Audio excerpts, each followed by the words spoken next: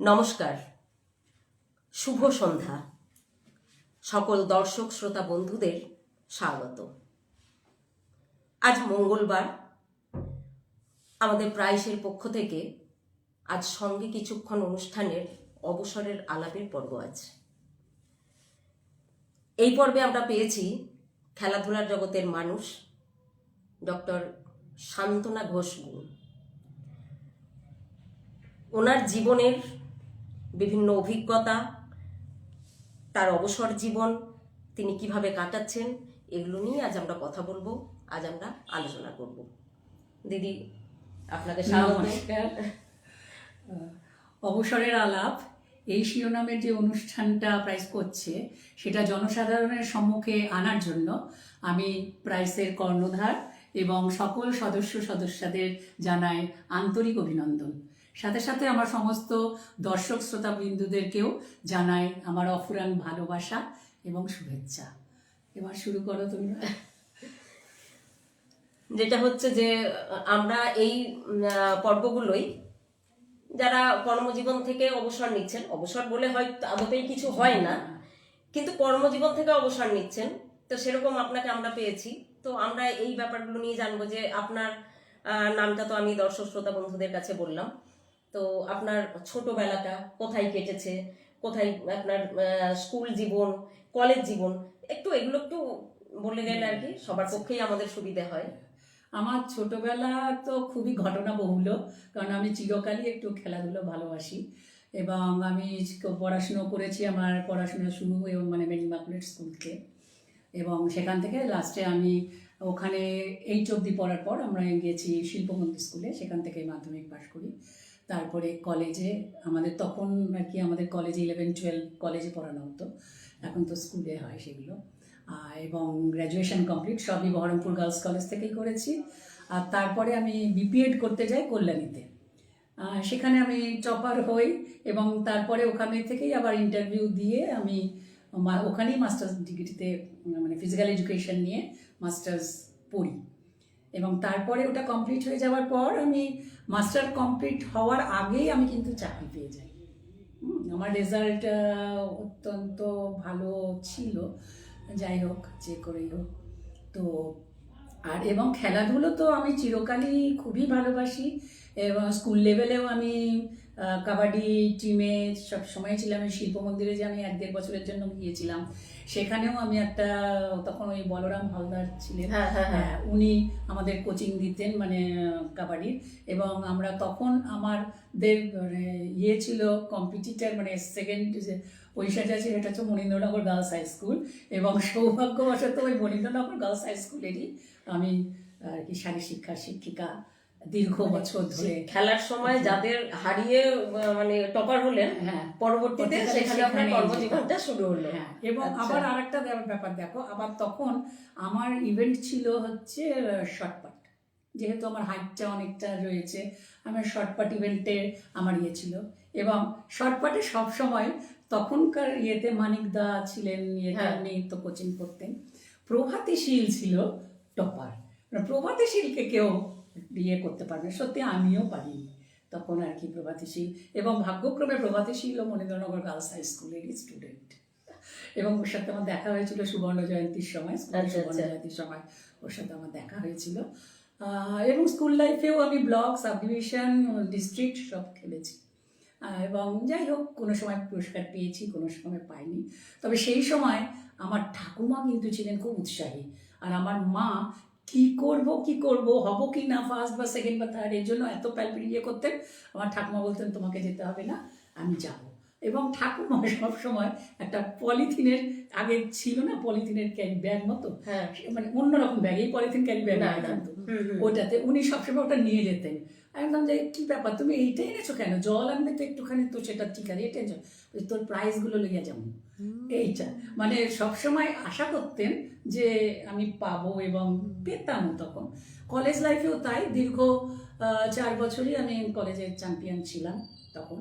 এবং কলেজে থেকেই আমি কিন্তু এনসিসি শুরু করি, এবং এনসিসিতে আমি চূড়ান্ত পর্যায়ে যত দূর অবধি যাওয়া যায় এনসিসি সবই কিন্তু আমি মানে করেছি। ওখানে গ্রেড 1 গ্রেড 2 পরীক্ষা দেওয়া, তাতে ইয়ে করা। ওখান থেকে আমি রিপাবলিক ডে ক্যাম্পে চান্স পাওয়া, ওখান থেকে এনসিসি থেকে আমার প্যারাট্রুপিংয়ে চান্স পাওয়া, এবং এখানের রিপাবলিক ডে প্যারেডে তো আমি প্যারেড করতামই প্রত্যেক বছর।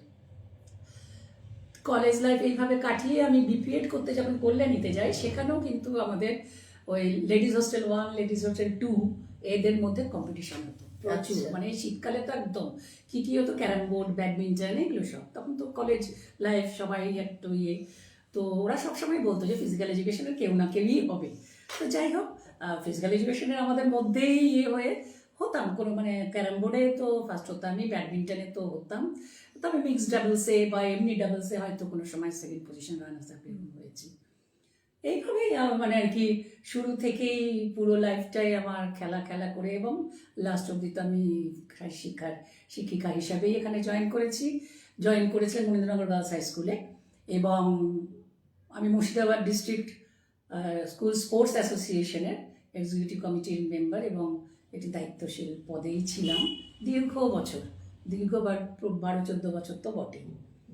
এইভাবে সময় ঘাত প্রতিঘাতের মধ্যে দিয়ে বিভিন্ন ইয়েতে চলেছে আমার। আমি একটু মাঝখানে একটু করি, মানে যখন আমরা এই প্রচারটা করেছিলাম, তখন উনি নামটা বলেছিলেন সান্ত্বনা ঘোষ গুণ, কিন্তু আমি পরে জানলাম আগে একটা ডক্টর আছে, যেটা উনি তখন বলেননি। তো জাস্ট বেশি কিছু বলতে হবে না, জাস্ট দুটো লাইনে যে একটু যদি এই ব্যাপারটা আমাদের কাছে একটুখানি খোলসা করে। চিরকালই পড়াশোনাটাও কিন্তু খুবই ভালোবাসতাম, পড়াশোনাতেও যে খুব খারাপ ছিলাম তা নয়। তো কিন্তু এই ফিজিক্যাল এডুকেশনের ওখানে যাওয়ার পরে ওখানে ফিজিক্যাল এডুকেশনের ইয়েতে যাওয়ার পরে আমি ভাবলাম যে তাহলে সবাই যখন এরকম এতটা ইয়ে হচ্ছে, তাহলে পিএইচডিটা তো কমপ্লিট করা দরকার, করতে হবে। তখন আমি সুযোগ খুঁজছিলাম কখন আমি এটা করতে পারি। তারপরে অবশেষে দেখলাম আমার মেয়ের উচ্চ মাধ্যমিক পরীক্ষা, মেয়ের জন্য আমাকে রাত জাগতে হচ্ছে, করতে হচ্ছে, সমস্ত প্রিপারেশনের করতে হচ্ছে। আরে তো ওর জন্য ডাক দিত, আমি নিজেও তো সে সময় পড়াশোনা করতে পারি। এইভাবে তখন আমি কল্যাণীতে গিয়ে স্যারকে বললাম, স্যার আমি তো এরকম পিএইচডি করতে চাই, আমি তো মানে মাস্টার্সেও ফার্স্ট আছি, বিপিএডেও আছি, আমাকে যদি একটু সুযোগ দেওয়া হয়। তারপরে যাই হোক, সুযোগ দেওয়া নয়, এটা নিশ্চয় অর্জন করতে হয়েছে। যাই হোক, আমি ওখানে 5 বছর ধরে 2007 থেকে 2012-তে আমি কিন্তু অনেক লেটে মানে পিএইচডি কমপ্লিট করেছি। মানে নিজের কি বলবো, আমি ভোরবেলা গিয়েছি, কল্যাণীতে করেছি, পিএইচডির কাজ করেছি, এসে আবার আমি কিন্তু 2 দিনের জন্য ওখানে কাজ করেছি, তারপরে সেখানে আবার স্কুল জয়েন করেছি, স্কুলের কাজ করেছি, সব করেছি, মেয়ে পড়ানো সব। এইভাবে আমি পিএইচডি করেছি। আমার পিএইচডিটা হচ্ছে motor creativity on teenage students, এবং এটা ছিল একটা কম্পারেটিভ স্টাডি, মানে হিল এলাকার স্টুডেন্টরা কতটা বেশি ক্রিয়েটিভ বা আমাদের এই সমতলের ছেলেমেয়েরা কতটা ক্রিয়েটিভ। টিনেজ মানে হচ্ছে 13 years to 19 years। হ্যাঁ, এর মধ্যে ছেলেরা মেয়েরা কারা কত ক্রিয়েটিভ, এইটা নিয়েই ছিল আমার কাজ। আচ্ছা। হ্যাঁ, এবং আলটিমেটলি ওই 2012 সালে আমি পিএইচডিটা কমপ্লিট করি, এবং ওই ডক্টর উপাধিটা মানে ডক্টরেট উপাধিটা পাই। আচ্ছা, এই ইয়েতে প্রসঙ্গে পরে আবার যাব। পরিবারে কে কে আছেন? আমার পরিবার তো বিশাল বড় পরিবার। এখন আপাতত আমি আর আমার হাজবেন্ড আর আমার 2 ননদ অবিবাহিত আছেন। আচ্ছা। তারা থাকেন আমার সাথে, আবার তারা যারা চাকরি করে সবাই চাকরিরতা। আচ্ছা। তো আমার এই রিসেন্ট এক ননদ রিটায়ার করে এসেছেন, ওনারও ফ্ল্যাট হচ্ছে চলে যাবে। আর ছোট ননদ শিলিগুড়িতে থাকে, ও চাকরি করে নেতাজি গার্লসে, ওখানে এখনো চাকরি করছে। এই হচ্ছে আমরা 4 জন হচ্ছি, মানে একদম পরিবার, মানে 2 ননদ, আমি আর আমার হাজব্যান্ড। কিন্তু এখানে থাকি আমি আর আমার হাজব্যান্ডই মেইনলি, ননদও থাকে, যিনি আছেন। আচ্ছা। মেয়ে থাকে আগরতলায়। আগরতলা? হ্যাঁ, মেয়ে থাকে, জামাই থাকে ওখানে আগরতলাতে। আচ্ছা। আপনি খেলাধুলার শিক্ষিকা, মেয়েদের খেলাধুলায় অংশগ্রহণ করাতে চাকরি জীবনে মানে কর্মজীবনে কি কোনো খুব অসুবিধার সম্মুখীন হতে হয়েছে? না, অসুবিধার সম্মুখীন হয়নি। কর্মজীবনের প্রথম দিকে না মেয়েরা ভীষণ উৎসাহী ছিল। তাদেরকে এই তোর হবে না বললে পরে ওদের মন খারাপ হতো, এই তুই পারছিস না, তোর হবে না, কারণ আমাদের একটা তো টাইম লিমিট আছে যে ওই টাইমের মধ্যে গেলে তবেই আমি তাকে পাঠাবো। তো এরকম হতো। কিন্তু ইদানিং ছিল যে আমরা এটা একটু সহজ পদ্ধতি করে নেওয়া হতো, যে স্পোর্টসে যারা ফার্স্ট সেকেন্ড হচ্ছে হুম হুম তাদেরকে আমরা ব্লকে পাঠাতাম। যদি ব্লকে কিছু করতে পারে তাহলে তারা সাব ডিভিশনে যেত, সাব ডিভিশন থেকে কি জেলা জেলা হয়ে থেকে রাজ্য রাজ্য আচ্ছা যেত। হ্যাঁ হ্যাঁ এইরকম একটি মেয়ে ছিল যে খুবই গরিব, এবং আমি ওর জন্য সত্যি খুব গর্বিত যে ওকে আমি একটা জায়গায় দাঁড় করাতে পেরেছি, যে তার নাম হচ্ছে প্রভা সর্দার। হ্যাঁ, আমি এই প্রসঙ্গটা আমি আসতাম পরে, আচ্ছা আচ্ছা। যে এরকম কোনো মেয়ে হ্যাঁ যে আপনার সাহচর্য পেয়ে কত দূর এগোতে পেরেছে, বা চট করে হয় এগুলো যে কর্মজীবনে আমি কোনো একটা ছাত্রী, নামটা আমার হঠাৎ করে মনে আসছে, এই প্রসঙ্গটা আমি এরপরেই আসতাম। আচ্ছা। বলুন, আপনি বলুন। ঠিক আছে। ওটা ওই যে প্রভা সর্দার ছিল শর্টপাটার, ঠিক আচ্ছা আছে, ভীষণ ভালো শর্টপাট যুক্ত। এবং তারপরে দেখছি আমি যে প্রভা পড়াশোনায় ফেল করে যাচ্ছি হচ্ছে, তো আমি সব স্কুলকে বলছি যে দেখো না একে কিছু করা যায় কিনা। তো ও বললো ঠিক আছে। তখন তো আগে ছিল 3 বছর বাদে তো স্কুল থেকে ইয়ে করে দেওয়া হতো, মানে অনেক আগে টিসি দেওয়া হতো, ইয়ে করতে হতো। তারপরে তো সেটা বাদ হয়ে গেছে, কিন্তু তখন ওটা চালু ছিল বলে যে প্লিজ ওকে ইয়ে করবে না, আমাদের স্কুলের নাম উজ্জ্বল করছে ও। তো বোঝে হ্যাঁ সান্ত্বনা দিয়ে আপনি এরকম ইয়ে করেন, ঠিক আছে দেখো দেখো না যদি হয়। টিসি দেবে ও থাকলো একই ক্লাসে, কিন্তু তা যাই হোক তখনকার যিনি বর্দি ছিলেন উনি অ্যালাউ করেছিলেন, ছিলেন মানে স্পেশাল গ্রাউন্ড মানে স্পোর্টস অ্যান্ড গেমসের জন্য। তো ও ছিল একটা, আর একজন ছিল আমাদের সংঘমিত্রা বলে একটা, ও ছিল ভীষণ ভালো স্প্রিন্টার, এত ভালো দৌড়তো, কিন্তু ওর এত ইয়ে দৌড়ানোর জন্য তো একটা খুব এনার্জি আর ইয়ের দরকার, কিন্তু ও তো খাদ্য খাওয়া পেত না। তখন আমরা স্কুলের ইয়ে থেকে পুয়ার ফান্ড ছিল একটা, সেখান থেকে ওকে না আমরা রেগুলার দুধ খাওয়ার পয়সা ইয়ে করতাম, স্কুলের দুধটা ওকে ইয়ে করা হতো। সেটা কিন্তু সব টিচার এবং সবাই মিলেই ওটা ওর ওর খাওয়ারের ব্যাপারটা, দুধ এগুলো আমরা ব্যবস্থা করে দিয়েছিলাম। প্রভা সর্দারের ক্ষেত্রেটা কি হলো, প্রভা সর্দার দারুণ এ করলো, এখান থেকে ইয়ে জেলা থেকে রাজ্যে গেল, রাজ্যেও মানে ঠিকঠাক ইয়ে, কিন্তু লাস্টে ও আর মানে 4th হয়ে গেল। আচ্ছা হ্যাঁ রাজ্যে গিয়ে তো 4th হলো। তারপরে আমি বললাম প্রভা তুই একটা কাজ কর, তুই না ইয়ে করিস না, হাল ছাড়িস না, তুই ওই পুলিশ টুলিশের এইসব জায়গাতে তুই ইয়ে করতে চাই। তারপরে দীর্ঘ বছর বাদে আমি তখন রিটায়ার করিনি ইয়ে থেকে, তখন একদিন আমি গঙ্গার ধার দিয়ে যাচ্ছি, হঠাৎ দেখছি একটা স্কুটার এসে আমার সামনে চট করে দাঁড়ালো, দাঁড়িয়ে বলে দিদি আপনি, বলে জড়িয়ে ধরলো, দিয়ে বলে প্রণাম করলো, বললো দিদি আপনার জন্য না আমি এখন দাঁড়িয়ে গেছিলাম। কেন রে তোর কি? বলছে আমি এখন হোমগার্ড। হোম গার্ড কি গার্ড করিস তুই? তোকেই তো গার্ড করতে হতো আমাকে। তো বলছে যে দিদি আমার ভীষণ ভালো ইয়ে হয়েছে, আর দিদি মানে বেশ ভালোই আছি এখন, এখন আর ওই কষ্টটা নেই, বাবাও মারা গেছেন আর কি, বাবা একটু যা আচ্ছা, হয় আচ্ছা। করে বাবা ইয়ে হয়ে গেছেন, এখন আমি খুব ভালো আছি। না, একজন শিক্ষিকা হিসেবে এইরকম একটা প্রাপ্তি, একটা বিশাল প্রাপ্তি এটা। হ্যাঁ ওটা আমি আবার সংঘমিত্রাও অনেকটাই গেছে, তবে সংঘমিত্রা জেলা থেকে আর রাজ্য অব্দি যেতে পারেনি। আচ্ছা আচ্ছা। এটা হচ্ছে ওর ওর ইয়ে হবে। তা নাহলে অনেক মেয়ে এখনও কিন্তু আমার মেয়ে ন্যাশনালের ইয়ে নেটবল একটা টিম আছে, মানে আমার ন্যাশনালে গেছে 3টে মেয়ে, মানে যেটা গ্রুপটা নেটবলের আছে, দেখবে তোমরা যে স্কোয়ার ফিল্ডের ওই কোনায় ডিএম এর বাড়ির ওই ডান দিকের কোনাটাতে ওরা প্র্যাকটিস করে। আচ্ছা। এবং আমি যখন হাঁটতে যাই স্কোয়ার ফিল্ডে, আমি ওদের ওখানে বসে একটু গল্প টল্প করি, দিদি এখনো আপনার এত ইন্টারেস্ট জানতে, আমার তোরা খেলবি, আমার ইন্টারেস্ট থাকবে তাই হয়। দিয়ে ওরা গল্প করে যে এই জায়গায় গিয়েছিলাম দিদি, এই এই হয়েছে এই হয়েছে, তাই টিপস দিই যে কী করবি কি না, বাইরে গেলে কীভাবে থাকবি কীভাবে চলবি। তো এই আর কি, ওদের তো কোচ আছে আরেকজন, তো আমি দেখতাম যে কিভাবে খেলছে, মেয়েরা উন্নতি পাচ্ছে কি না এইসব। এখনও ওদের নেটবলের কোচিংটা ওই কোনাটাতেই আর কি, আমার স্কুলের মেয়েরা আছে ওর ওখানে ওখানে। আচ্ছা হ্যাঁ, আর আমাদের তো স্কুল কাবাডি টিম বলতে নেই, 2বার 4বার 5বার একদম আমরা ইয়ে অবধি পেয়েছি। আচ্ছা আচ্ছা। আগে যাদেরকে হারিয়েছিলাম, তারপরে ওই স্কুলে গিয়ে কিন্তু ওই মেয়েরাই কিন্তু আবার জিতে ফিরে এসেছে। এই আর কি, যাই হোক খুবই ভালো কেটেছে স্কুল লাইফটা, সত্যি আমার ভালো কেটেছে। এবং আমি মেয়েদেরকে আপ্রাণ চেষ্টা করেছি যতদূর করা যায়। এবং আমি নিজে কিন্তু ব্যায়াম করতাম, যে এইটা কর এরকম কর, এই উল্টে যা কর, এরকম নয় যে আমি করছি পদহস্তাসন চল 1 2 3 স্টার্ট করে আরম্ভ করলাম। আমি মেয়েদের মধ্যে মিউজিকের সাথে ব্যায়াম, সেইটা মানে এখানে এমনি আলাদা ইয়ে হয় যে ওটাকে ভারতীয়াম ইয়ে করে, কিন্তু অ্যাকচুয়ালি ওটা রিদমিক কিছু ইয়ে অ্যাক্টিভিটিস, রিদমিক ইয়েটায় মিউজিকের মাধ্যমে, ওই 1 2 3 4 নয়, গান বাজলো বা কিছু কোনো দেশাত্মবোধক গান বা রিদমিক কোনো গান, যে গানটায় মানে 1 2 3 4 5 6 7 8 বিটটা আছে, এরকম বিট আমি দিনটা শরীরের হ্যাঁ তাকে- এটা প্রত্যেকবার স্পোর্টসেই আমি কিন্তু একটা করে এরকম রিদমিক এখানে আমাদের একটা ইয়ে আছে না, সাউন্ডের ইয়ে আছে একটা, যেখানে করে ওরা আচ্ছা। রেকর্ডিং হওয়ার জায়গা আছে সেরিকালচারের এখানে, ওর কাছে যেতাম, গিয়ে বিভিন্নটা শুনে মানে পাইলিং করে করে এই গানের কিছুটা, এই গানের কিছুটা, এটার কিছুটা, গান নয় মানে মিউজিক, সেতার, শরৎ, তবলা এগুলোর মধ্যে দিয়ে ওই বিটে এসে ওইগুলো করাতাম। এবং ওই এটা দেখার জন্য কিন্তু প্রচুর লোকের সমাগম হতো। বরেন্দ্রনগর গার্লস হাই স্কুলের স্পোর্টসের উদ্বোধন হচ্ছে, আর মেয়েরা তো প্র্যাকটিস ইয়েই করতো, মেয়েরাও ভীষণ সিনসিয়ার, মেয়েরা পড়াশুনোয় যত যাই হোক, খেলাধুলোর দিকে কিন্তু ওদের খুবই ওদেরকে যদি একটু বুস্ট আপ করা যায় ওরা কিন্তু আর করবে। শহরের মেয়েরা হয়তো তুলনামূলক কম, কিন্তু এটা তো একটু গ্রাম্য দিকে আমার স্কুলটা ছিল। ওরা খুবই উৎসাহী, খুবই ভালো, খুব হেল্পফুল।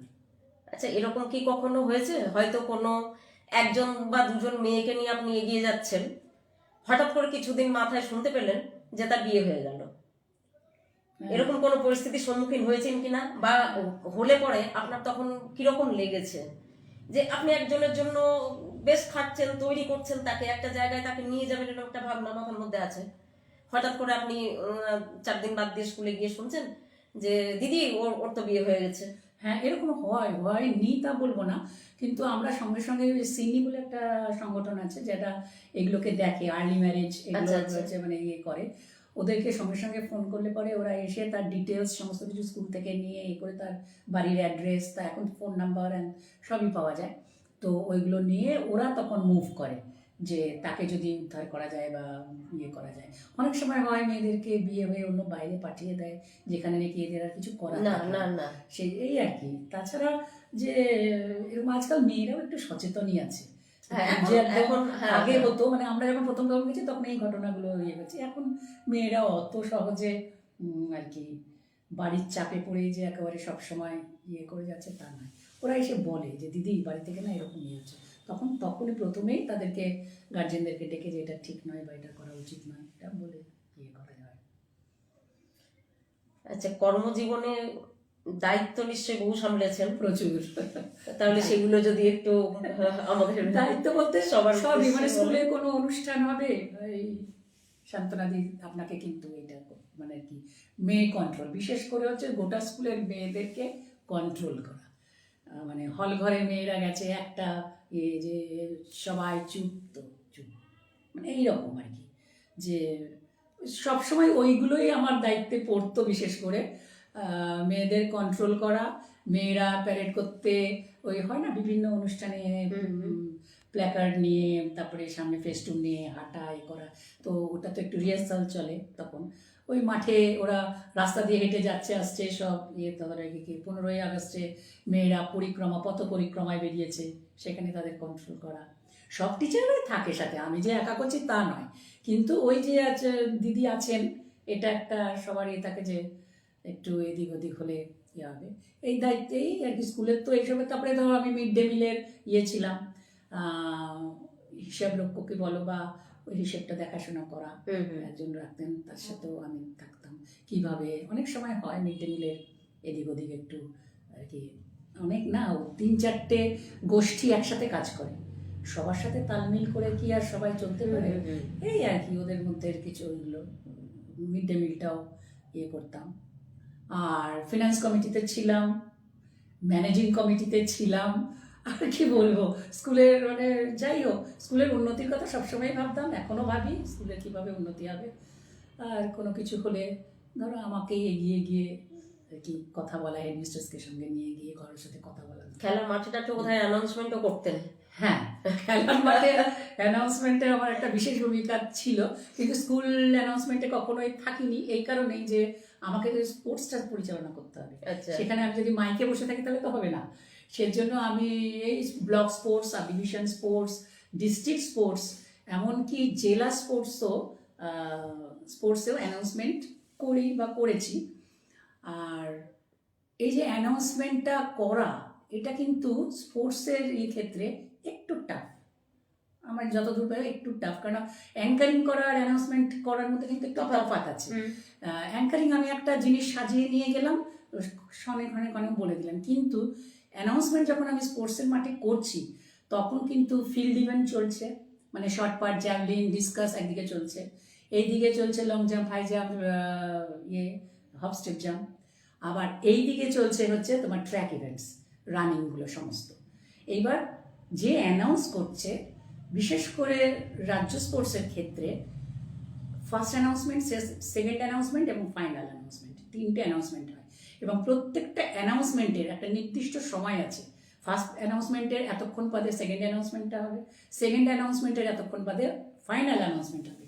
এবার তারপরে ফাইনাল অ্যানাউন্সমেন্ট হয়ে যাওয়ার পর তোমার অ্যাথলিটরা সব গেল, এরকম হলো। এইবার তারপরে হচ্ছে তোমার আসবে, তোমার রেজাল্ট আসবে। এবার রেজাল্ট আসার পরে সেটাকে অ্যানাউন্স করা, যে কোন ডিভিশনে কোন কে ফার্স্ট হলো, কে সেকেন্ড হলো, কে থার্ড হলো, যেটা বলা, এবং সেইটা রেকর্ডে পাঠানো। এত দূর অবধি কিন্তু অ্যানাউন্সারের কাজ, যে ওটা হয়ে যাওয়ার পর পাশেই থাকেন যদিও, যে রেকর্ড করবেন তাকে সঙ্গে সঙ্গে ওটাকে করা।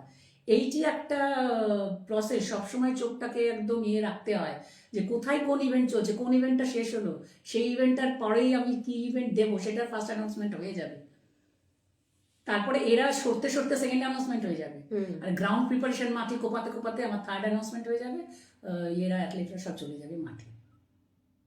এইটা একটা ভীষণ ক্যালকুলেশনের উপরে, কিন্তু বিশেষ করে এটা আমি রাজ্যের কথাই বলছি, জেলার ক্ষেত্রেও কিছুটা এটা হয়, ব্লকে হয়তো আমরা একটু অতটা first announcement, second announcement, third announcement এরকম হয় না, যে প্রথম অ্যানাউন্সমেন্ট করা হলো তারপরে বলা হলো যারা যারা নাম আছো আরেকবার চেস্ট নাম্বারগুলো বলে দিচ্ছি, এই চেস্ট নাম্বারে যারা অনুপস্থিত আছো তোমরা অতি শীঘ্র স্টার্টিং পয়েন্টে চলে যাও, ওরা তারপরে মুভ করলো। এই যার ফলে অ্যানাউন্সমেন্টটা না ভীষণ একটু কি স্পোর্টস গেমস আর স্পোর্টসের ক্ষেত্রে একটু টান। তবে আমি ন্যাশনাল ক্রিকেটেও একটা বিশাল, এখানে ন্যাশনাল ক্রিকেট হয়েছিল তাতে আমি বিশাল একটা করতাম, মানে পদে পদে বলবো না, মানে একটা অনুষ্ঠানটাকে পরিচালনা করার ক্ষেত্রে একটা বিশেষ ভূমিকা আমার ছিল। আর তখন তো আমরা প্রচুর খাটনি করতে হয়েছে, মানে প্রায় 1 মাস ধরে এগুলো হয়েছে। তখন ন্যাশনাল ক্রিকেটেও একটি বিশেষ ভূমিকা পালন করেছি। ন্যাশনাল ক্রিকেট ফর বয়েজ ছিল এটা, হ্যাঁ, গার্লস ছিল না। ওদের কোথায় অ্যাকোমোডেট করা হবে, কীভাবে করা হবে, কী করা হবে, এইসব এরকমই আর কি। কল্যাণীতেও আমি করেছি, যখন নাকি আমি বিপিএডে করতাম তখন হয়তো আমার যিনি স্যার ছিলেন উনি মানে শ্রদ্ধেয় স্যার অরুণ ভট্টাচার্য, ওনার ইয়েতেই আমি পিএইচডি সমস্ত ইয়েগুলো করেছি, মানে বেসিক যেগুলো সেগুলো সমস্ত কিছু ওনার হেল্পেই করেছি। তো উনি খুব ভালো অ্যানাউন্সার ছিলেন এবং ভীষণ ভালো স্পষ্ট কথা বলতে পারতেন, যেটা আমাকেও অ্যাট্রাক্ট করতো। এবং আমার হয়তো বাচনভঙ্গি দেখে ওনারও মনে হয়েছে যে একে অ্যানাউন্সমেন্টে দিলে হয়, তখন থেকেই আর কি একটু হয়েছে। তারপরে তো এখানে যাই হোক অ্যানাউন্সমেন্টগুলো করছি। এত ব্যস্ততার পর অবসর, এটা আমি তোমাদের সবাইকে বলতে চাই যে অবসর বলে জীবনে কিচ্ছু নেই। তুমি একটা অবসর, স্কুল থেকে আমি চলে এসেছি, মানে কি স্কুলে যে কাজটুকুনি যেটুকুনি আমার সময়, ওই সময়টা আমার একটা দায়িত্ব ছিল, কর্তব্য ছিল, সেগুলো আমি করে সেইটা থেকে আমি বিরত হয়েছি, নট অবসর। অবসর কখনো, আমি তো মনে করি কোনো মেয়ে কোনো কারো অবসর হয় না। তুমি কোনোদিন অবসর পাও না? যে নাকি একটা হাউস ওয়াইফ, তার কি কোনো অবসর আছে বলো? তাহলে যেটা আমি চাকরি করতাম বলে আমাদের মা ঠাকুমাদের অবসর কিছু হয়, কিন্তু এই যে যেহেতু স্কুল থেকে এখন, হ্যাঁ, এখন আপনি সময়টা কিভাবে কাটাচ্ছেন? এখন ভীষণ ভালো সময় কাটে, মানে তখনও কাটতো ভীষণ ভালোভাবে। এখন আমি নিজেকে ভীষণ, মানে কি বলবো, ঘুরে বেরিয়ে আনন্দ করে, এবং সকাল থেকেই ধরো একটা নিয়মের মধ্যে চলি। সে সকালবেলা থেকে উঠে আমি একটু আদা দিয়ে গিয়ে খেলাম। আর যদি তুমি তোমার ব্যথা কমাতে চাও তাহলে তুমি আদাতে মধু দিয়ে খাবে, যদি মধু দিয়ে, আচ্ছা, একটু একটু মানে আমাদের দর্শক শ্রোতা বন্ধুদের জন্য একটু যদি জোরে। আর যদি তুমি ব্যথার জন্য খাও তাহলে ওটা খাবে, আর যদি তুমি অ্যাসিডিটির জন্য খেতে চাও তাহলে তুমি ওটা উষ্ণ গরম জলে দিয়ে তুমি ওটা খাবে। আচ্ছা, ওটা, আর ওটার মধ্যে তুমি দেবে পিঙ্ক সল্ট। আচ্ছা, বুঝতে পেরেছো? এইটা তুমি খেলে। আবার তুমি যদি চাও নিজেকে ঠিক রাখতে চাইলে তারপরে ব্যায়াম করো। 4টে মৌলিক ব্যায়াম আছে যেগুলো করলে পরে মোটামুটি সারা দেহের তোমার আচ্ছা ঠিকঠাক হবে। যেমন প্রথমে তুমি করতে পারো সুখাসন। আচ্ছা এটা আমাদের ব্রিদিং এক্সারসাইজ, ব্রিদিংকে হেল্প করে আমাদের, মানে ব্রিদিং হেল্প করে মানে তুমি যে দীর্ঘ বায়ু টেনে বুকের মধ্যে নিলে সেটাকে লাংসের মধ্যে খেলিয়ে সেটাকে আবার নাকের মাধ্যমে বা নাসারন্ধ্রের মাধ্যমে তুমি বের করছো, আচ্ছা এটা দেহের ভিতরে তোমার বায়ুটাকে সঞ্চালনের ক্ষমতা বাড়ায়। ঠিক আছে, এবার হচ্ছে পরিবৃত্ত সুখাসন। তুমি যদি পরিবৃত্ত সুখাসন করো তাহলে কি হবে, তোমার দেহের যে টক্সিক গুলো আছে বা এক কথায় বলতে গেলে দেহটাকে টক্সিন মুক্ত করে বলতে করতে সাহায্য করে। তো ব্যায়াম এমন একটা জিনিস যেটা তুমি 1 দিন 2 দিন 15 দিন করলে কিন্তু তোমার কিচ্ছু হবে না, তোমাকে মাসের পর মাস করতে হবে, তবে তুমি তার রেজাল্টটা পাবে। যে আমি 4 দিন 5 দিন করলাম দিদি আমার তো কিছু হলো না, তা নয়, হয়তো কিছুটা রিলিফ তুমি পাবে কিন্তু হবে না। তারপরে 3 নম্বরে ধরো অনেকক্ষণ এই যে আমরা বসে থাকলাম অনেকক্ষণ, তারপরে দেখা যায় কি হিপে বা কোমরে একটা টাইটনেস, মানে যেন উঠতে গেলে একটু স্টিফ হয়ে যাচ্ছে এরকম লাগছে, তখন তুমি করবে হচ্ছে বদ্ধকোণাসন, যেটা হচ্ছে ওই আমরা বলি বাটারফ্লাই, যে পা দুটোকে এমনি এমনি এমনি এমনি করে বাটারফ্লাই, ওটা করলে তোমার হিপের এটা অনেক রিল্যাক্সড হবে। এবং এই আসনটাকে অ্যাকচুয়ালি বলা হয় হিপ ওপেনার। আচ্ছা হ্যাঁ, যেমন বটল ওপেনার থাকে, এটা হচ্ছে হিপ ওপেনার। আর তারপরে হচ্ছে তোমার ক্যাটস অ্যান্ড কাউ, এই আসন বিন্ধ্যালাসন বলছে, বিন্ধ্যালাসন। এই আসনটা যদি তুমি করো তাহলে তোমার মেরুদণ্ডের স্থিতিস্থাপকতা এবং মেরুদণ্ডের কোমলতা নমনীয়তা এগুলো বাড়বে। তারপরের আসন যদি বলতে পারি তাহলে বলতে পারি তারাসন করো। তারাসন করলে পরে গোটা দেহের যত তোমার মাসল আছে সব মাসলগুলো কিন্তু অ্যাক্টিভেট হয় এই আসনের মাধ্যমে, এই আসনটা দিয়ে। এইটা তুমি যদি নিয়মিত অভ্যাস করো তাহলে তোমার কোষ্ঠকাঠিন্য দূর হবে, আচ্ছা কিছুটা হলেও তোমার মানে ওটার থেকে তুমি পাবে। আর তারপরে কোন আসনের কথা বলি, তারপরে করবে হচ্ছে ত্রিকোণাসন।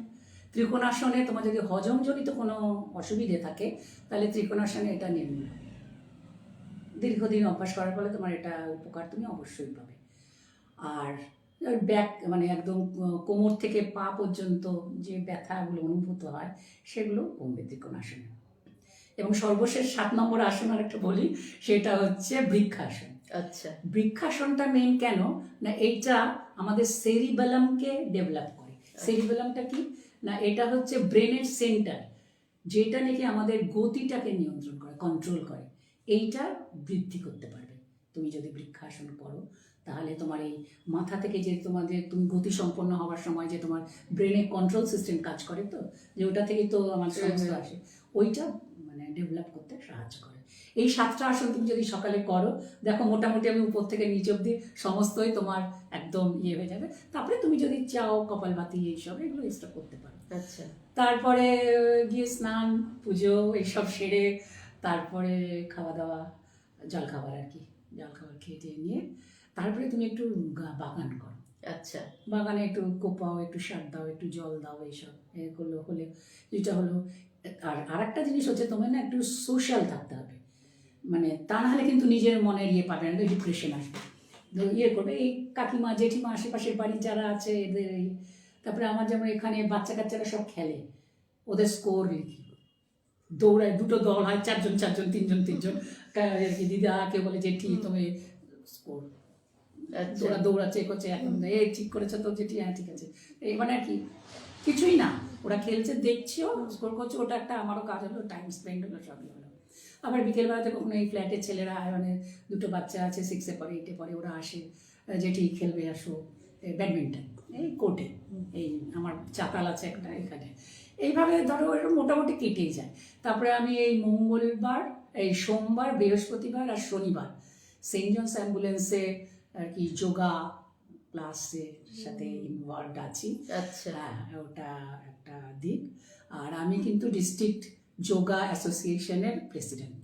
আচ্ছা এখনো তাই তো? হ্যাঁ, বাহ, ডিস্ট্রিক্ট যোগা অ্যাসোসিয়েশনের প্রেসিডেন্ট।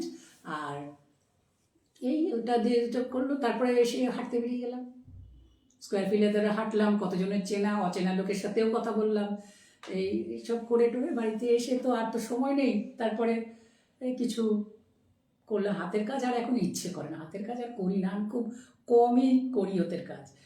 আর লেখালেখি যা আমি করি সেটা হচ্ছে শুধু ইয়ের জন্য, ওই কোনো ম্যাগাজিনে কেউ চাইলো, কেউ মানে স্কুলই বিশেষ করে ম্যাগাজিনে লেখাগুলো এইগুলো এই এইভাবে সারাদিন কেটে যায়। আর বন্ধু বান্ধব, আমাদের বন্ধুদের ভীষণ আড্ডা। এই নতুন সিনেমা রিলিজ মানেই আমরা যাবো, কোনো একটা কিছু হলো মানেই আমরা বেরোবো। এই ডিসেম্বর মানে 25শে ডিসেম্বর আমরা যাবো হচ্ছে ইয়েতে কালকে হিরাঝিল, এখান থেকে ট্রেনে করে যাবো মুর্শিদাবাদ, মুর্শিদাবাদ থেকে ঘাট পেরিয়ে ওপারে গিয়ে হিরাঝিল দেখে, প্যালেস দেখে, ওখানে একটা নতুন হয়েছে না জলছবি রেস্টুরেন্টে সবাই মিলে খাবো, খেয়ে তারপরে কি হবে ওই প্যালেসের লাইটিংটা দেখবো, দেখে টেকে তারপরে এসে চার্চে ঢুকবো, চার্চে সব দিকে কেক খেয়ে বাড়ি। মানে আমাদের পুরো প্ল্যান, মানে একটা কি বলবো, আমি লিখেছিলাম এক জায়গায় এতে ফেসবুকে বা ইয়েতে যে we together make a family, মানে আমরা এই বন্ধুরাই হচ্ছে একটা আমরা পরিবার, যার সুখে দুঃখে সমস্ত কিছুতে আমরা আছি। এমনও হয় জানো তো যে আমি আগে হয়েছে যে স্কুল, মানে তখন আমি টিচার, আমার মেয়ে কলকাতায় আছে, আমি সোমবার দিন হাজারদুয়ারিতে এসে স্কুল ধরবো, আমার বন্ধুর কাজের লোক মধুদা বলে, ও টিফিন ক্যারিয়ারে করে আমার ভাত ডাল তরকারি মাছ সব নিয়ে রাস্তায় দাঁড়িয়ে থাকতো, আর আমার হাজব্যান্ড গিয়ে হয়তো স্টেশনে মানে ইয়েতে প্ল্যাটফর্মে গিয়ে গাড়িটা রেখে, একটা চাবি রাখার বিশেষ জায়গা ছিল একটা দোকান, ওখানে রেখে দিয়ে ও অফিস বেরিয়ে গেল। আমি এসে ওখান থেকে চাবি নিয়ে স্কুটি খুলে এখান দিয়ে গিয়ে ওর কাছ থেকে খাবার তুলে নিয়ে স্কুল ঢুকতাম না, সময় নেই তো, হাজারদুয়ারি ঢুকবেই তো 10টা 15, তখন 10টা 15 টাইম ছিল, আর আমার স্কুল 11:30টায়, আমাকে ওর মধ্যে গিয়ে স্কুল ধরতে হবে। স্কুলে গিয়ে তখন হয়তো চুলে একটু জল দিলাম, এগুলো স্নান করলাম, এইভাবে মানে বন্ধুরা যে কি হয় সেটা যাদের সত্যি করে সত্যি বন্ধু না থাকে কেউ বুঝবে না, আমাদের বন্ধুরা সত্যিই তাই, এইভাবে কেটে যাচ্ছে।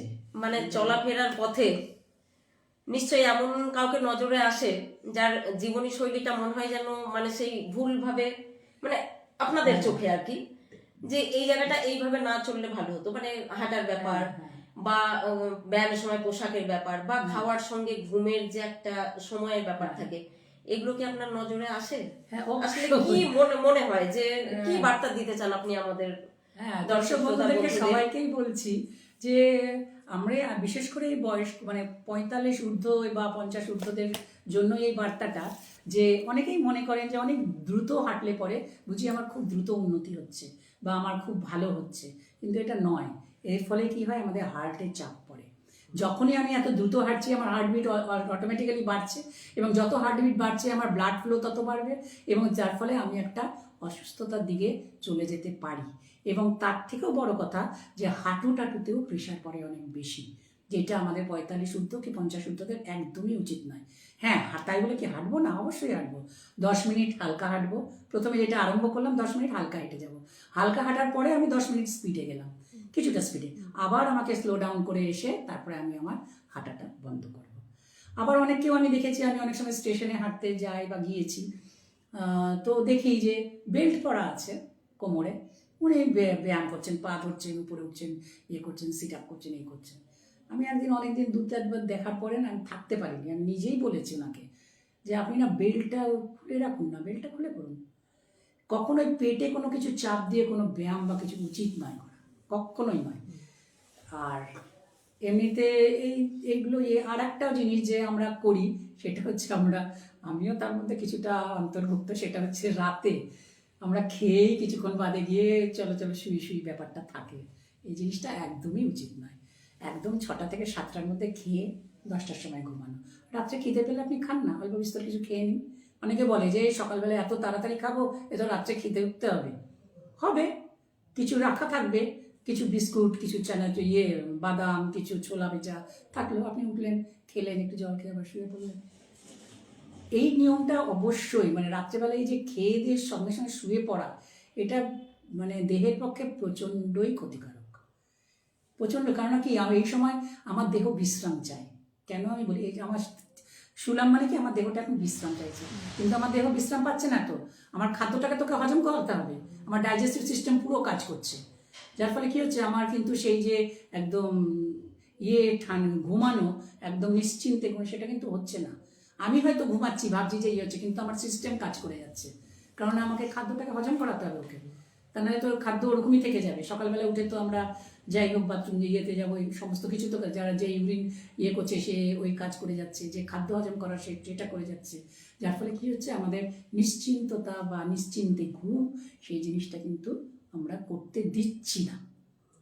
আমরা যদি আগে সন্ধ্যেবেলায় খেয়ে নিই, তারপরে করুক না, ডায়াবেটিস সিস্টেম কত কাজ করবে করুক, যারা ইউরিনারি গিয়ে কিডনি কত কাজ করবে করে সব করে নিল, তারপরে আমরা গিয়ে ধীরে সুস্থে গিয়ে শুলাম, ঘুমালাম। এই জানি না কত দূর কি বোঝাতে হবে আর কি না, বিশেষ কোনো অসুবিধা থাকলে তাকে তো চিকিৎসকের পরামর্শ নিতেই হবে, সেটা মেনেই চলবেন, কিন্তু এইগুলো আমরা ওভারঅল সবার জন্য।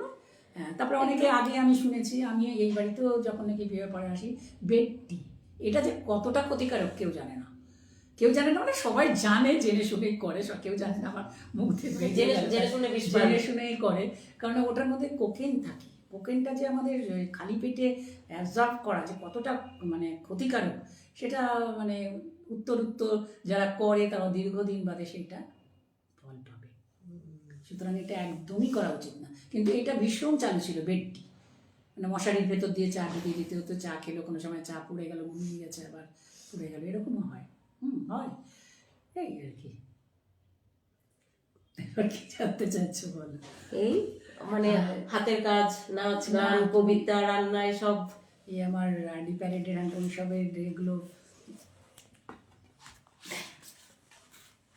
কিছু গুরুত্বপূর্ণ ঘটনা।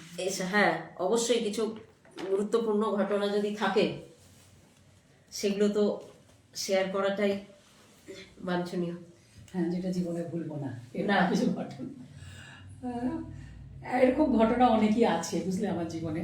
প্রথমে আমি বলি আমার রিপাবলিক ডে প্যারেড 26শে জানুয়ারি দিল্লিতে, সেটার ব্যাপারে। সেটাতে তো যাই হোক আমার সিলেকশন হয় এখানে আর্মি, নেভি এবং এয়ারফোর্সের, মানে 3টে উইংস থেকেই ছেলে মেয়েদের নেওয়া হয়, এবং সেখানে যাই হোক সিলেকশন হয়েছে। অনেক ডিটেলসে যাচ্ছি না, যে সিলেকশন হওয়ার পরে আমাদেরকে এখানকার রাজ্যপাল তখন ছিলেন VD পান্ডে, উনি আমাদেরকে আমন্ত্রণ জানান টি পার্টিতে। সেখানে যাই, সেখান থেকে আমাদেরকে পুরো ওয়েস্ট বেঙ্গলের কিট বলে একটা মানে কি সমস্ত কিছু নিয়ে একটা কিট ব্যাগ, ওটা দেওয়া হয়। ওখানে সব কিছুই থাকে, তাতে ব্লেজার থেকে আরম্ভ করে আমার নিত্য প্রয়োজনীয় যা কিছু, নিত্য প্রয়োজন মানে ব্যবহার, এবং প্লাস ড্রেস থাকে। যারা আর্মি তাদের আর্মির ওই খাকি ড্রেস, যারা এয়ার উইংসের তাদের এয়ার ড্রেস, যাদের নেভি তাদের সাদা ড্রেস। যাই হোক, পরে এটা আমি গেলাম হচ্ছে এবার দিল্লি, কেউ কিন্তু নেই।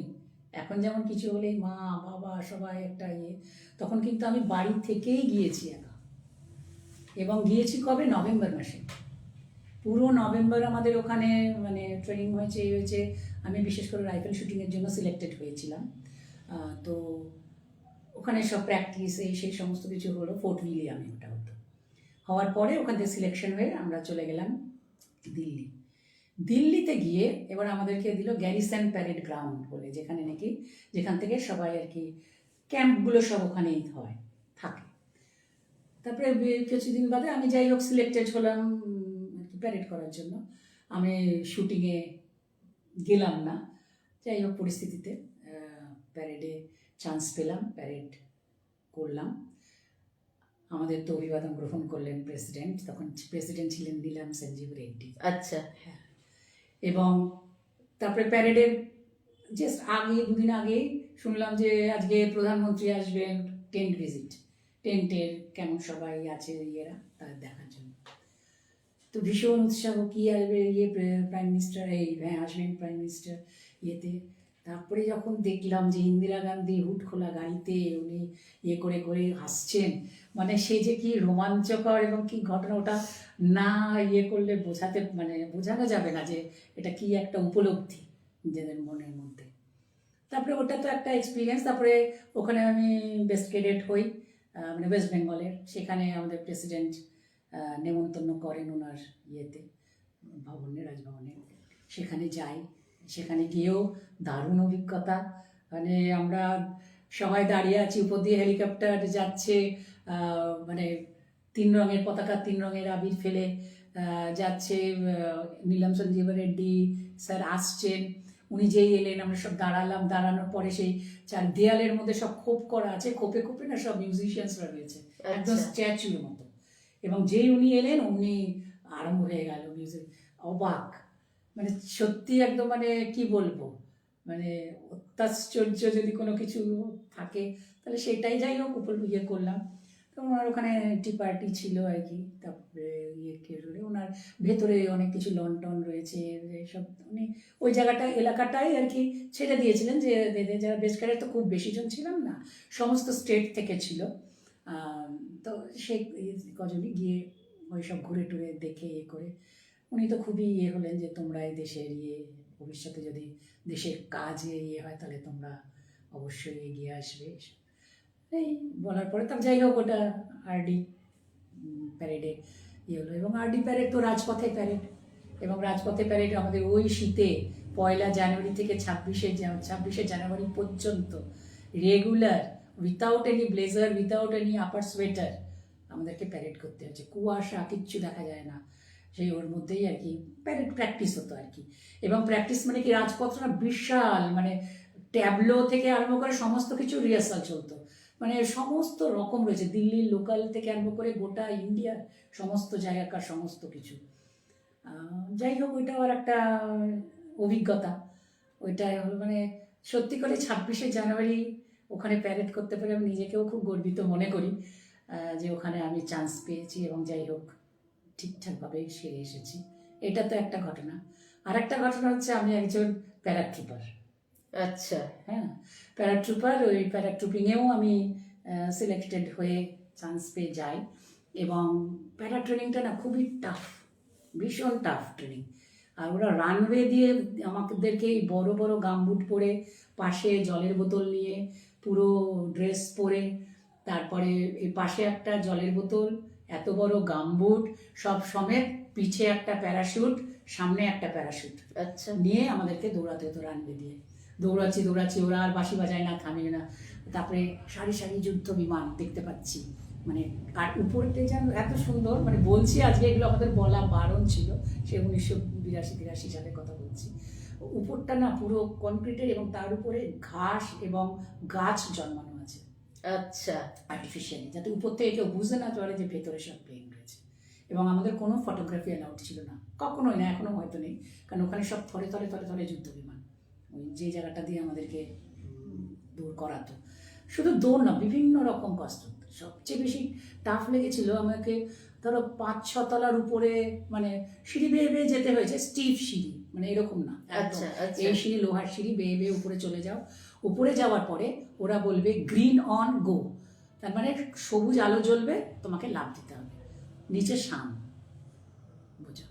এবার সে অনেকে ওখানেই বাদ চলে গেল, নো স্যার, মানে যারা পারবে না ওই টেস্টে তাকে তো বাদ দেবেই। এবার চলে গেল, অনেকেই বাদ চলে যাচ্ছে, এই বাবা সব চলে যাচ্ছে, যারা ইয়েতে ক্যাম্পে ছিলাম আমরা অনেকেই চলে যাচ্ছে। তারপরে আমি যা হবে দিবি তো, যেই গ্রিন অন গো বলেছে দিয়েছি একটা ঝাঁপ দিয়ে দেখলাম যখন আমি নাকি 2-3 তলা আর বাকি আছে, তখন একটা হালকা করে ল্যান্ডিং।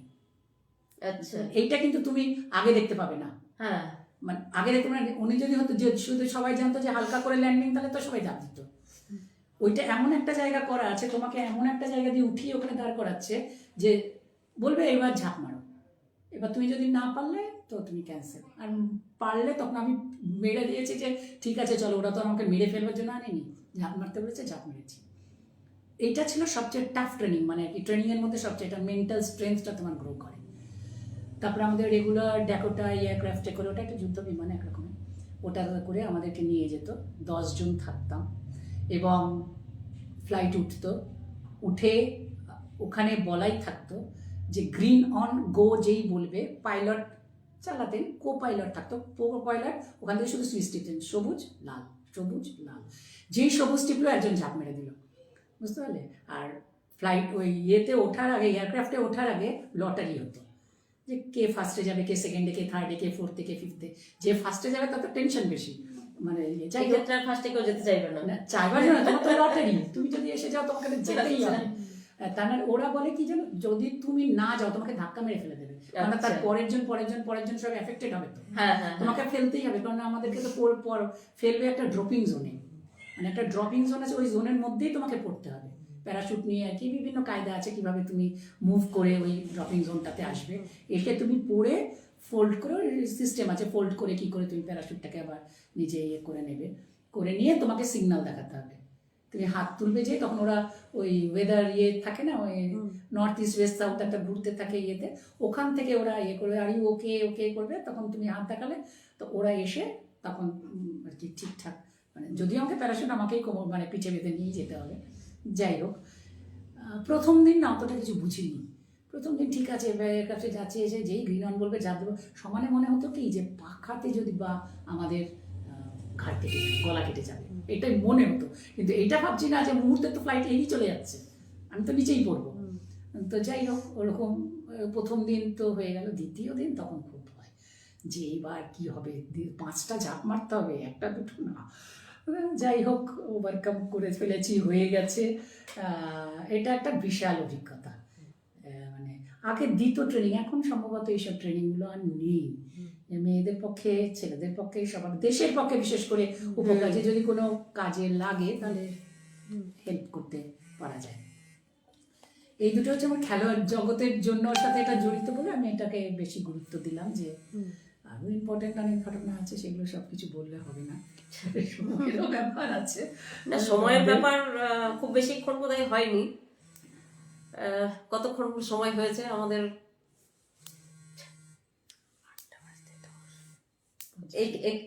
এখানে আমি একটু আমাদের ক্যামেরার ওপাশে আছে আমাদেরই প্রাইসের সদস্য, আমাদের ছোট বোন শর্মিষ্ঠা। আমি একটু ডেকে নিই, একটু বসেন আপনারা। এখনো মানে এই মুহূর্তে সময়ের ব্যাপারটা বললেন বলে আমি একটু ওকে ডাকছি।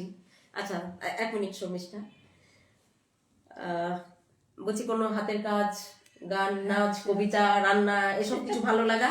হ্যাঁ, সব ভালো লাগে, কিন্তু কি বলতো, আমি অ্যাকচুয়ালি হচ্ছি Jack of all trade master of নান। আমাকে তুমি না কিছুতে পাবে না। পারো? হ্যাঁ পারি, কিছুটা পারি তো অন্তত, মানে বলবো না কখনো যে না এটা আমি পারি না।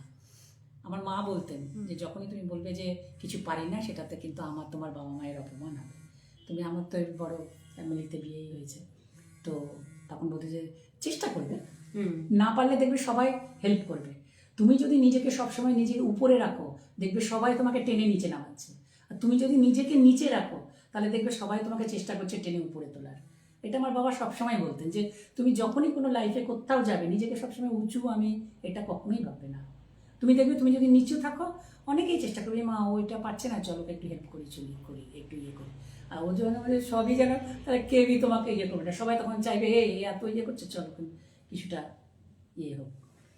সুতরাং জীবন হাতের কাজটা একটু যদি দেখি আছে, কিন্তু যাই হোক, আমার খুব একটা বেশি নেই, খুব একটা ভালোও নয়। যাই হোক, কোনো মতে আমাদের ওইসবের মধ্যে কিছু করা আছে। এসব অনেক আগের স্কুল লাইফে তখন সে করতে হতো না, ওইসব এই দাগগুলো এখনো আছে, এই আর কি। এইটা একটা কিছু কিছু কাজ আমরাও হয়তো স্কুল জীবনে করেছি আর কি। বাহ,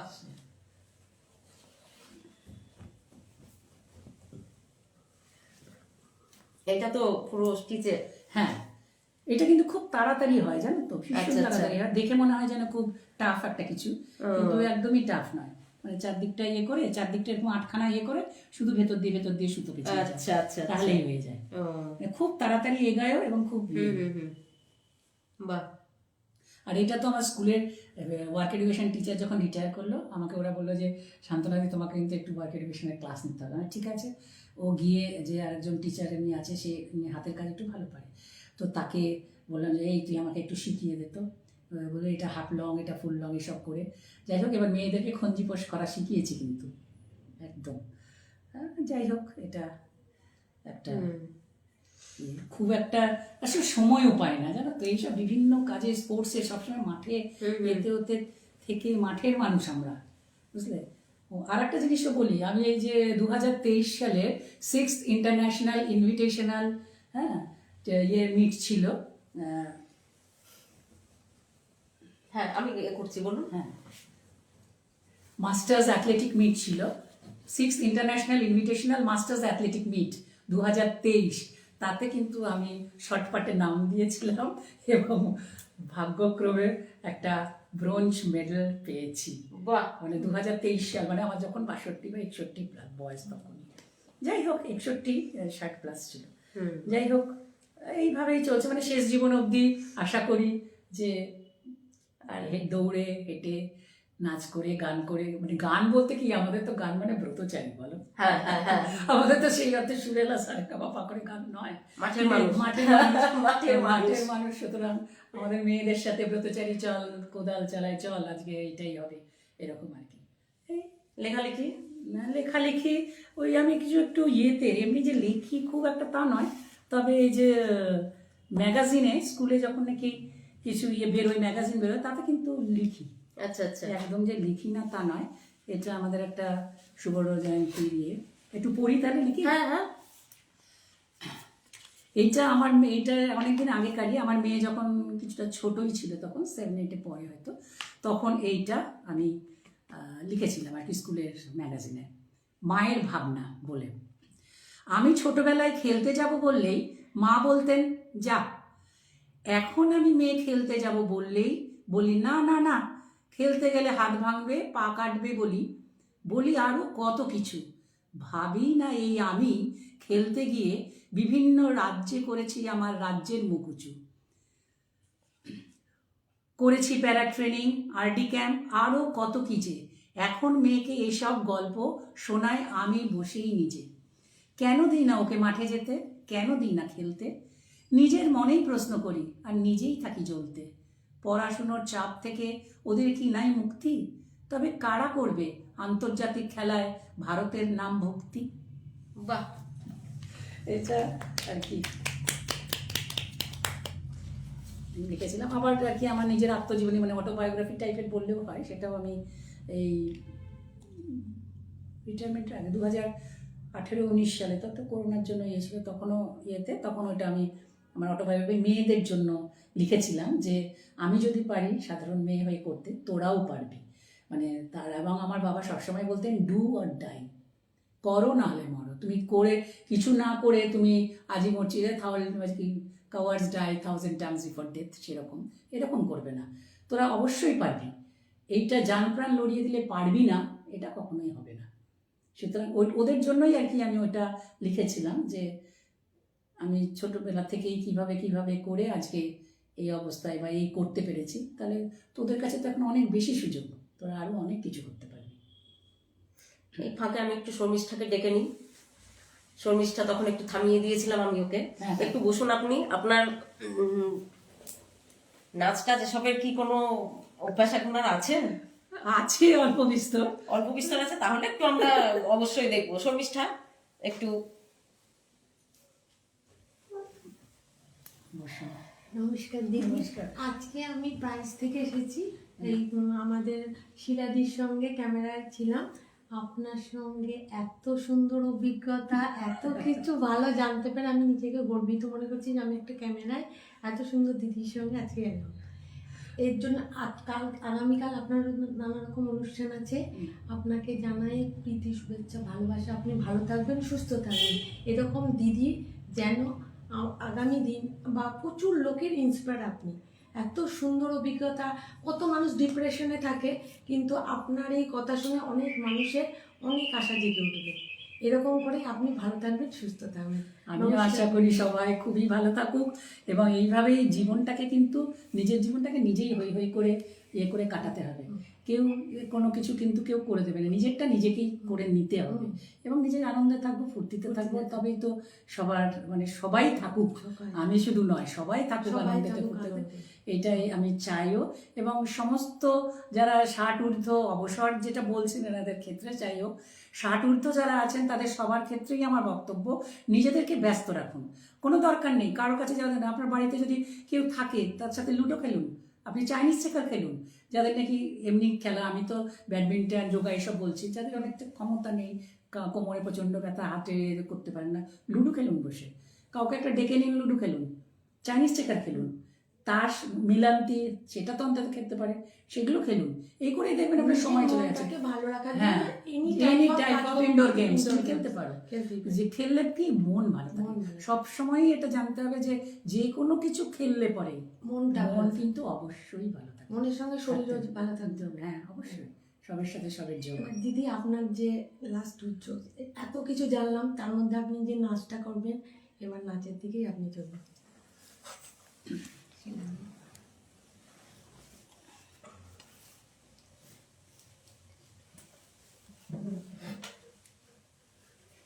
যতটুকু পারবেন, খুব চাপ আমার নেই তো কোনো আমাদের। চাপও নেই, আমারও নেই গো, আমি পারবো কিনা যতটুকু পারবেন আমরা তাতেই। সেই দেখছি। হ্যাঁ, চেষ্টা করতে অসুবিধে কি?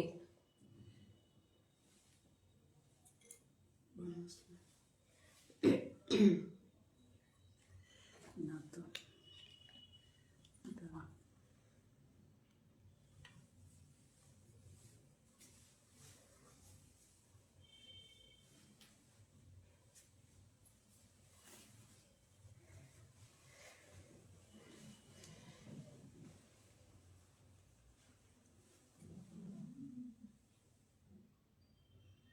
যা হবে যেমন হবে তেমনই দেখবো, হ্যাঁ, ঠিক হ্যাঁ। আছে? আপনি এত কিছুর সঙ্গে ওটাকেও চেষ্টা করছেন, এটাই তো অনেক।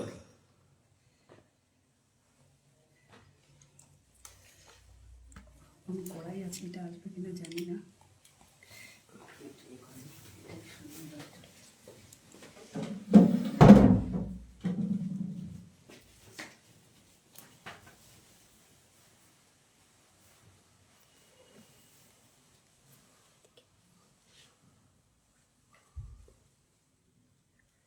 সাউন্ডটা এটা একটু অন করতে হবে বোধহয়।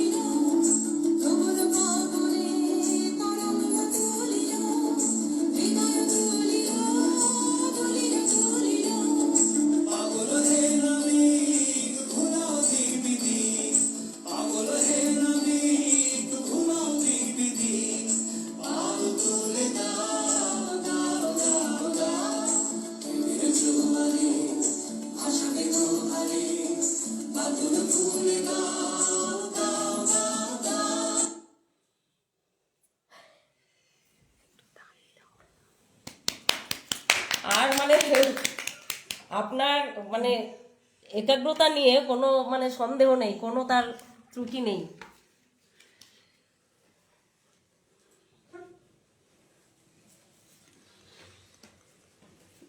উনি একটু ক্লান্ত, ওনাকে আর করছি না। ঠিক আছে, একটু আপনি করুন, রেস্ট করুন, ওখানে করতে পারেন, এখানে করতে পারেন, অসুবিধা নেই। আমাদের অনুষ্ঠানও প্রায় শেষের দিকে। আমাদের এই অনুষ্ঠানের উদ্দেশ্য, যারা অবসর যাপন করেছেন তারা কিভাবে সময় কাটাচ্ছেন তা বাকিদের জানানো, যাতে তারা এটা না ভাবেন যে আমার আর কিছু করার নেই, এটা যেন তারা না ভাবেন। অবশ্যই সেটা আপনারাই তার প্রতিকৃত এবং আপনারা অনুপ্রেরণা, আপনারাই সেই শক্তিটা আমাদের যোগাচ্ছেন। এই প্রসঙ্গে একটা কথা বলে রাখি, পরের মাস থেকে একটি করে দিন আমাদের প্রায়শই অবসরের আড্ডা হবে। সকলে আসুন, প্রাইস চাই আপনাদের উপস্থিতি এবং সহযোগিতা, যাতে সকলে মিলে ভালো থাকতে পারি। যোগাযোগের নম্বর আমি একটু বলে দিচ্ছি, পারলে আপনারা, এবং আপনি পারলে আপনার কাছে তো ফোন নাম্বার আছেই। মাসে একদিন করে আমাদের ওখানে অবসরের আড্ডা হবে জানুয়ারি থেকে। এবং যারা এর আগে আমাদের অতিথি হিসেবে আমরা যাদের ডেকেছি এর আগে, আমরা চাইবো তারা, এবং শুধু তারাও নয়, তার বাইরে যারা এই অনুষ্ঠানগুলো যারা দেখছেন, আমরা চাইবো সকলে আসুন, সকলে ভালো থাকুন। এইরকম দিদিদের সঙ্গে অভিজ্ঞতা শেয়ার করে, মানে আপনারাও জানাবেন, তারাও জানাবেন, এভাবে আমরা সবাই মিলেই ভালো থাকবো। তো যোগাযোগের নম্বরটা হচ্ছে 9474918095। আরেকটা নাম্বার আছে 8777491990। আমি নাম্বার দুটি আরেকবার বলে দিচ্ছি, 9474918095।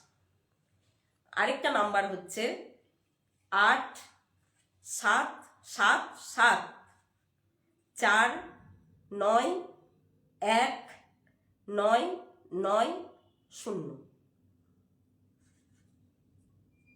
আগামীকাল বড়দিন, সকলে মিলে এই দিনটি পালন করি। প্রভু যিশু যে আমাদের ভালোবাসা, আশা, আনন্দ দিতে এসেছিলেন, এটা যেন ভুলে না যাই। শঙ্খ ঘোষের কথায়, আই আরো হাতে হাত রাখি, আই আরো বেঁধে বেঁধে থাকি। সকলে ভালো থাকুন। শুভরাত্রি। নমস্কার সকল দর্শক শ্রোতা বন্ধুদেরকে, এতক্ষণ ধৈর্য ধরে আমাদের এই প্রোগ্রামটা দেখার জন্য। কতটা ভালো লাগলো মন্দ লাগলো জানি না, চেষ্টা করেছি আমি আমার মতো করে। আর প্রাইস অবশ্যই এই হাতে হাত দিয়ে আছে বলেই এই এতটা সুযোগ পেলাম নিজেকে তুলে ধরার। এবং আমরা চাইবো আপনারা আসুন। অবশ্যই, ঠিক আছে। শুভরাত্রি। শুভরাত্রি।